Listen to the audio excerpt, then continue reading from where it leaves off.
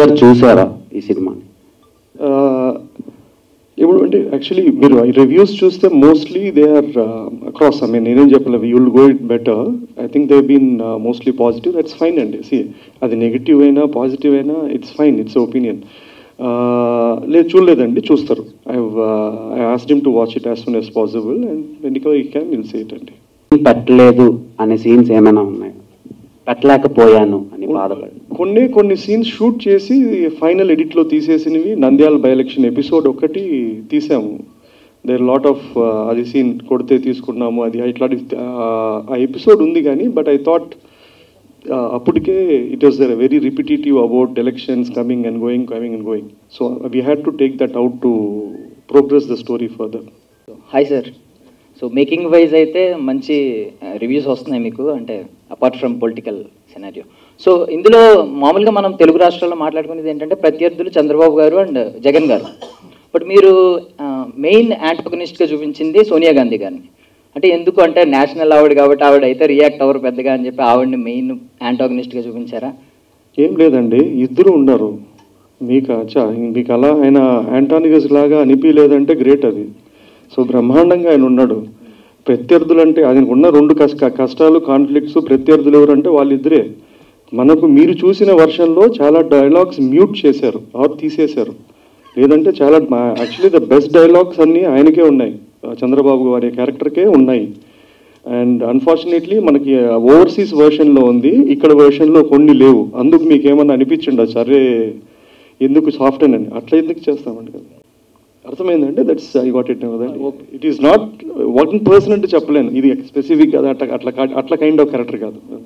అంటే ఇంకోటి, జగన్మోహన్ రెడ్డి గారు హెలికాప్టర్ ప్రమాదం ఎక్కడైతే జరిగిందో అక్కడికి వెళ్ళి ఒక పుస్తకం తీసుకుంటారు కదా, అది రియల్ అనుకోవాలా, అది ఫిక్షనల్ ఏంటండి? అది ఫిక్షనల్లే ఉండే. ఫిక్షనల్ అంటే అండి నాకు తెలిసింది అంటే వైఎస్ఆర్ గారు స్మాల్ బుక్ పెట్టుకునేవాళ్ళంట, ఒక చిన్న బుక్, చిన్న పాకెట్ బుక్ లాగా. అండ్ అన్నకి అదే హ్యాబిట్ ఉందంట. So this is what it is. But leaving that I thought ఒక క్రాష్ అయింది, వాళ్ళ నాన్న చనిపోయిన చోటకు పోయినప్పుడు అంతా ఉన్న చోట ఏదన్నా ఒక వస్తువు ఉంటే what if at all it belongs to him. నేను అదే బుక్ని ఎక్కడో ఒక చోట వాడాను.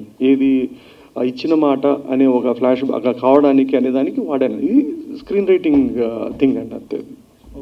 థ్యాంక్ యూ అండి. మహి గారు, first of all congratulations. Thank you అండి. యాక్చువల్గా ఏంటంటే ఒక ఫిలిం మేకర్ కింద మనం ఒక స్క్రిప్ట్ రాసుకుంటున్నప్పుడు కానీ పేపర్ మీద పెట్టినప్పుడు కొన్ని సీన్స్ చాలా బాగున్నాయి అనిపిస్తాయి. But once they are translated into the celluloid, కొన్ని సీన్స్ మనం అనుకున్నట్టు వస్తాయి, కొన్ని అనుకున్న దానికన్నా బాగా కూడా వస్తాయి కదా. సో మీరు ఫస్ట్ యాత్ర 2 మీ ఫైనల్ కాపీ చూసుకున్న తర్వాత మీరు అనుకున్న సీన్స్కి ఆడియన్స్ రెస్పాన్స్, కొన్ని సీన్స్కి అనుకుంటాం కదా ఈ సీన్స్కి రెస్పాన్స్ మీరు అనుకున్న దానికన్నా ఎక్కువ ఉందా తక్కువ ఉందా? నేను ఫస్ట్ డే షోసే చూశానండి. నేను అగైన్ మళ్ళీ అదే చెప్తాను, నేను చూసిన దాని తప్పట్లకు అది కరెక్ట్ అనుకోవడం రైట్ కాదేమో. అంటే స్మాల్ డైలాగ్స్ రెస్పాండ్ అవుతున్నారు లేదా అంటే I think there are 2 or 3 things which this movie నేను రాసుకున్న దానికన్నా బెటర్గా ట్రాన్స్లేట్ ఏంటంటే, ఒకటి మ్యూజిక్ డెఫినెట్లీ ఎన్హాన్స్డ్ ఇట్ అండి. 2 ద విజువలీ హౌ అంటే పోయిన నాకు ముందు ఏ సినిమాలకు బడ్జెట్ లేవు, ఈ ఒకసారికి ఏదో ఒక బడ్జెట్ కొంచెం అటు ఇటుకు వచ్చింది కాబట్టి we had a better visual canvas. Third thing ఏంటంటే డైలాగ్స్. ఆ డైలాగ్స్ మనం రాయడం హాఫ్ అయితే ఆ యాక్టర్స్ చెప్పడము లేదా ఆ సందర్భంలో రావడం వల్ల it has a more impact అండి. It's a combination of all the 3 అండి.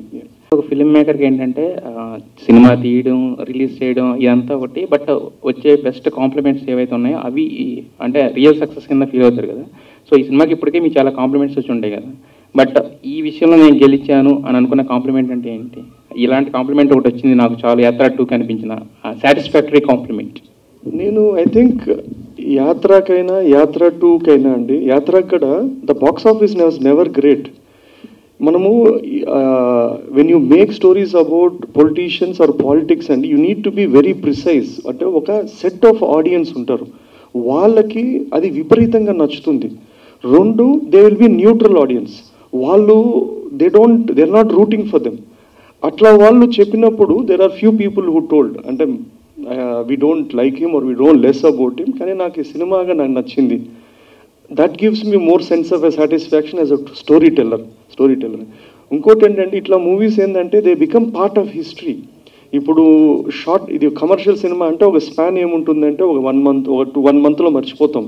కానీ యాత్ర కానీ యాత్ర 2 కానీ because they are intertwined with characters which who whether you like or not they are here as a part of the history. This stories will become part of a folk four.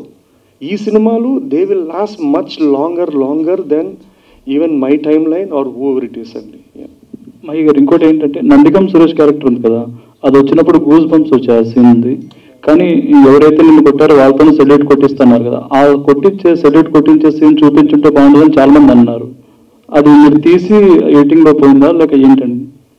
తీసాం కానీ అండి అప్పటికి by the time Weaver మేము ఒక central అతని క్యారెక్టర్తో ఎమోషన్తో పోతున్నాం. అక్కడ voice over Rajasekhara నీ కొడుకు అని వస్తుంది. And so I had to go stay true to the ఆ థింగ్ అండి. సీన్లో అయితే మీరు చెప్పినట్లు నేను రాసుకున్నాను, షూట్ కూడా చేసాం. But when it was going on మళ్ళీ ఒక ఎమోషనల్ జంప్ అనిపించింది నాకు. దానికన్నా ఒక తండ్రి కొడుకుతోనే ఎండ్ చేస్తే సరిపోతుంది అని I had to take it of. లేదంటే అది పెడితే అది మళ్ళీ విజిల్ వేస్తారు. కానీ విజిల్ కన్నా ఎమోషనల్ కన్సిస్టెన్సీ ఉండాలని తీసేసాను.